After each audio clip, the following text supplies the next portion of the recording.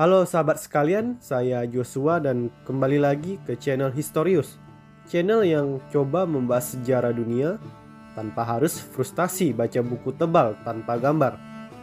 Dan di video kali ini kita akan membahas hoplite atau hoplite dalam bahasa Inggris.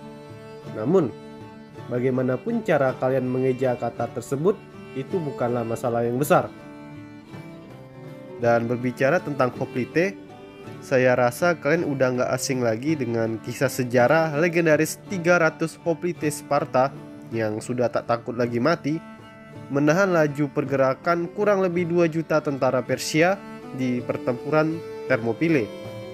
Ya, walaupun pada kenyataannya 300 hoplite Sparta ini juga didukung kurang lebih 4.000 tentara sekutu lainnya, serta kemungkinan besar tidak sampai 2 juta tentara Persia juga yang berkumpul di Thermopylae waktu itu.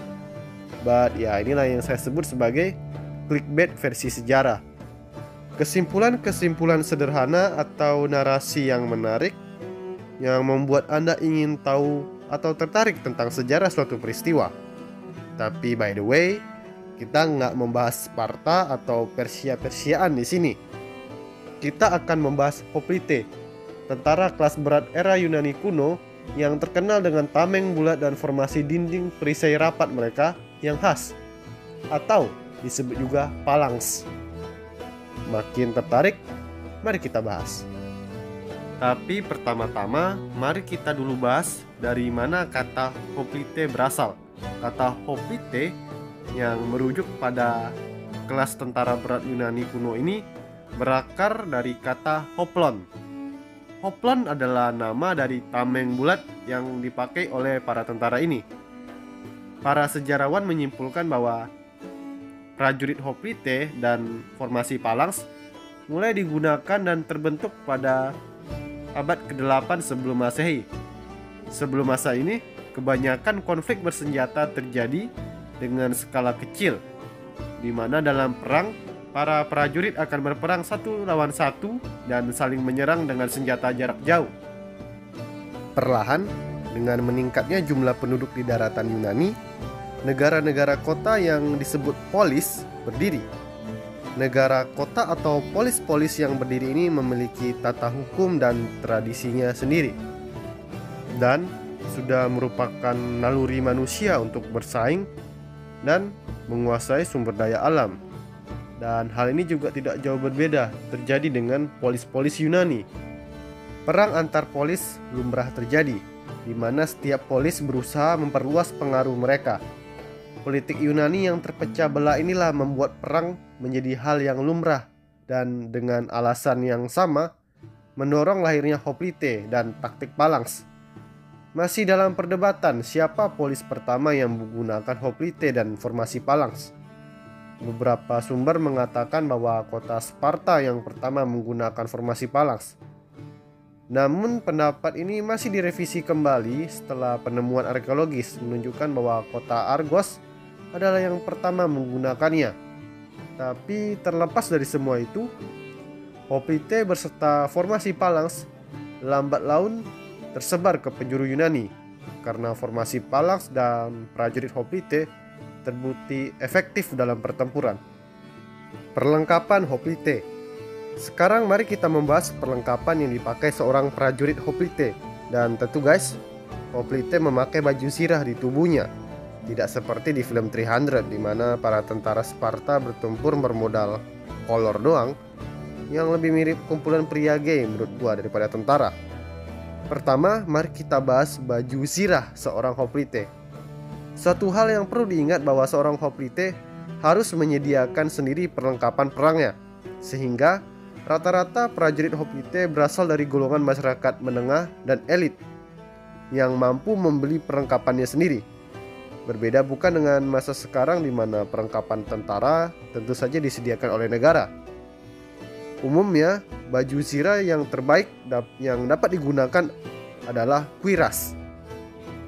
Cuirass adalah baju sirah yang dibentuk dari satu atau lebih potongan logam yang melindungi bagian tubuh atas sang pemakainya.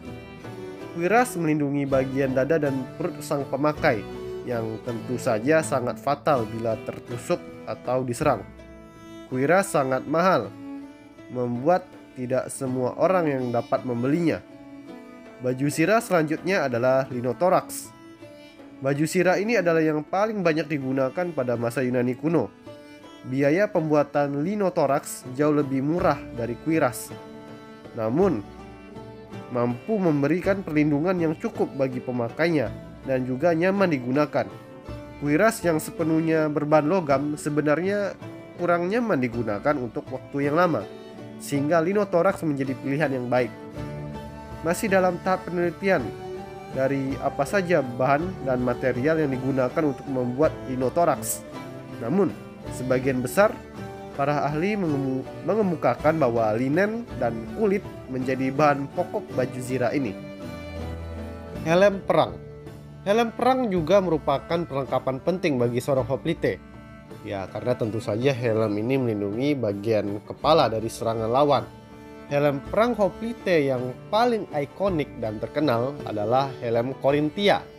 Desain helm ini sangat berhasil dan menjadi helm standar yang banyak dipakai oleh para hoplite. Dan saya yakin juga kalian setidaknya pasti pernah melihat desain helm ini, baik itu di film maupun di video game. Terdapat juga beberapa desain helm lain yang juga digunakan oleh hoplite. Yang ini helm Chalcidia, helm Pylos, dan juga helm Trakia atau Thracia. Seringkali helm perang ini didekorasi dengan rambut ekor kuda yang telah diwarnai atau ornamen kreatif lainnya. Hoplite juga tidak akan lengkap tanpa hoplon atau disebut juga aspis. Tameng bundar ikonik hoplite berdiameter 80 sampai dengan 100 cm dan dengan berat 6,5 hingga 8 kg. Tameng ini memberikan perlindungan yang baik dan sangat esensial dalam formasi phalanx. Ada juga griff atau zirah pelindung kaki yang sesuai namanya digunakan untuk melindungi kaki seorang prajurit hoplite, karena tameng hoplon tidak cukup panjang atau tidak cukup lebar untuk melindungi bagian kaki seorang hoplite. Untuk senjata, hoplite menggunakan tombak yang dalam bahasa Yunani bernama doru dengan panjang 2,5 hingga 4,5 meter dan diameter 2,5 cm. Tombak ini juga punya mata kedua di ujung belakang tombak yang disebut sauroter. Mata tajam kedua ini berguna untuk menancapkan tombak di tanah ketika tidak digunakan, sebagai senjata atau mata tombak cadangan jika mata tombak utama patah, dan juga sebagai penyimbang tombak itu sendiri. Selain tombak, hoplite dipersenjatai pedang atau sipos dalam bahasa Yunani. Sipos adalah senjata cadangan yang digunakan bila tombak hoplite sebelumnya hancur atau digunakan juga ketika bertempur tanpa formasi phalanx. Selain sipos, ada juga variasi pedang lain yang digunakan hoplite, yakni kopis, pedang dengan sisi tajam yang melengkung. Rasanya tidak lengkap seorang hoplite Yunani bertarung sendiri. Hoplite bertempur dalam formasi kotak, memaksimalkan potensi dari tameng besar dan tombak mereka. Memang jika kita mundur kembali lebih jauh, sebenarnya formasi phalanx telah digunakan oleh bangsa Sumeria kurang lebih sekitar 2400 sebelum Masehi. Ya, namun ketenaran hoplite Yunani membuat banyak orang berpikir bahwa bangsa Yunani lah penggagas formasi ini. Dan sudah kewajiban saya juga rasanya untuk mengklarifikasi ini. Formasi phalanx mengharuskan para hoplite untuk bekerja sama sebagai satu unit, menjaga bentuk formasi agar tidak pecah. Butuh kerjasama kompak dalam formasi phalanx sehingga orang-orang egois yang suka main sendiri tidak cocok lah untuk formasi ini. Ya, sama seperti salah satu kawan bodoh kalian yang main PUBG di map Erangel, terjun di Pochinki sendirian dan mati bodoh kurang lebih 30 detik kemudian. Ya, saran gua ya biarin aja dia mati. Ya, tapi mari kita fokus. Ketika pertempuran terjadi, para hoplite yang berada di garis depan phalanx akan mencoba menusuk lawan di depannya sambil mempertahankan posisinya. Sedangkan rekan hoplite di belakang akan mencoba membantu dengan menahan badan tombaknya dengan tameng, serta menusuk lawan dengan tombak panjangnya jika ada kesempatan. Hoplite dan formasi Phalanx yang sangat efektif ini mendapatkan reputasi gemilang ketika pertempuran Thermopylae, di mana pasukan koalisi Yunani yang sangat sedikit mampu menahan laju pasukan Persia dalam jumlah yang sangat besar dengan Phalanxnya.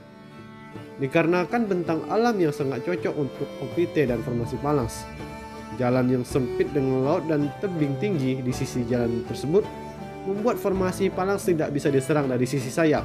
Titik kelemahan formasi ini, jumlah pasukan Imperium Persia yang sangat besar tidak berguna untuk menembus lapisan tameng para Hoplite Yunani. Ya memang, walaupun pada akhirnya pasukan koalisi Yunani kalah karena seorang pengkhianat yang menunjukkan jalan pintas untuk membelakangi pasukan Yunani, Hoplite dan Phalanxnya terbukti ampuh dan efisien jika digunakan dengan tepat. Melajunya arus waktu membuat Hoplite dan Phalanxnya berkembang, melahirkan jenis tentara baru, yakni Phalanx Makedonia, atau istilah lainnya Phalangite, yang dipelopori oleh Raja Philip II dari Makedonia, ayah dari Alexander Agung, sang penakluk legendaris. Dan bukannya tombak 2,5 meter yang dibawa oleh Phalangite ini, namun tombak 6 meter. Ya guys, tombak sepanjang 6 meter. Lebih panjang lebih baik sepertinya. Namun guys, sampai di sini pembahasan kita dulu. Hoplite dengan Phalanx mengilhami kita bahwa dalam perang, jumlah tentara bukanlah faktor utama saja, tetapi juga kualitas prajurit beserta taktik dan kedisiplinannya. Jika kalian suka sejarah, silakan subscribe channel ini dan juga klik tombol like, karena kedepannya saya akan membahas banyak topik sejarah yang pastinya menarik untuk kalian tonton. Tidak lupa teman-teman sekalian, kalian bisa memberikan dukungan kepada channel ini secara finansial melalui Traktir, platform digital yang membantu konten kreator nyeleneh seperti saya untuk mendapatkan dukungan finansial sebagai bentuk apresiasi dari penikmat karyanya. Walaupun entahlah apakah kalian menikmati karya saya atau tidak, ya kan bisa menuju halaman traktir saya melalui link yang saya beri di description video ini, atau langsung melalui halaman channel saya. Kalian bisa menggunakan metode pengiriman donasi melalui GoPay, OVO, Dana, atau transfer virtual account melalui mobile banking kalian. Setiap denarius yang kalian berikan sangat berarti bagi saya. Jaga diri kalian baik-baik dari masa pandemi ini. Terima kasih dan sampai jumpa.